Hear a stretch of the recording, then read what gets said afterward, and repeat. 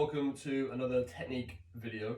This is going to be another one about standing up tall, delaying the extension, staying over the bar, but I'm going to try and conceptualize it a little bit differently, and it might help you just visualize the correct technique, but it might also help visualize the errors that you're doing wrong. So the reason I'm wearing this white singlet is I've taped an X on my hip and I've got a tape on my shoulder. So I've got two crosses. Now they're gonna represent the shoulder joint and the hip joint.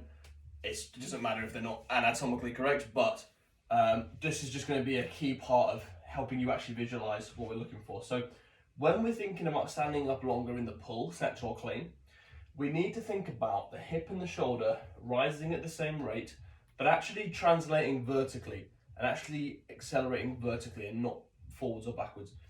The reason being, if we think about getting in the right start position here, now let me make sure my tape is lined up well. If we're balanced on the midfoot here, you can see that the cross on my hips is lower than the cross on my shoulders. Now for different people this is going to look a little bit differently. Some people will be a little bit higher up, some people might be lower down, they might have their shoulders even higher.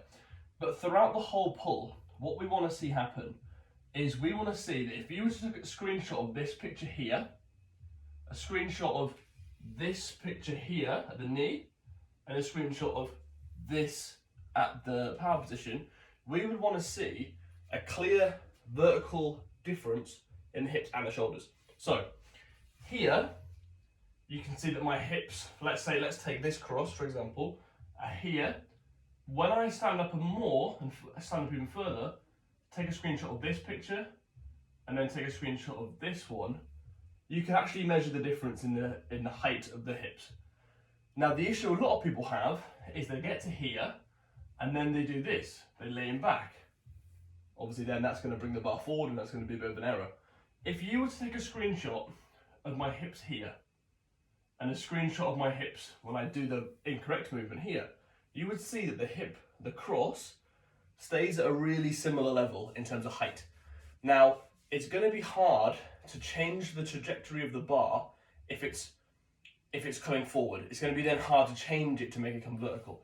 We know that in the extension we need to extend vertically up so the bar can travel up. If your hip is coming forward and staying at the same level in terms of height, it's going to be then very hard to make sure the bar doesn't come forward. It's going to be very hard to change the trajectory to make it come up. So that's why ideally hips stay there, hips come higher. It's going to be a lot easier to then make sure that that bar comes up with the body. Now I always say that think about moving the body and the bar will follow. This is going to help you conceptualize hopefully the importance of the hips and the shoulders in the movement. Now for everyone it's going to look a little bit different. It's not necessarily going to raise at the exact same rate for everyone. Some people might swing back a little bit more, but if we're trying to, or they might lean back to great success.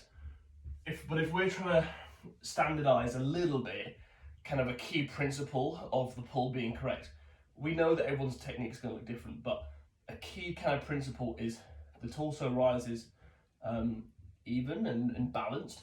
And good technique is really just about balance and finding and balancing the body and balancing the whole system weight, including the barbell, so that you can make the line of least resistance in the bar path.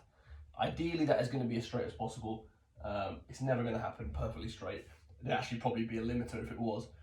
But if we can think about even without the bar, as long as our start position is balanced and on the midfoot, we can then just think about those two crosses and those two crosses getting taller and taller and taller, raising your center of mass.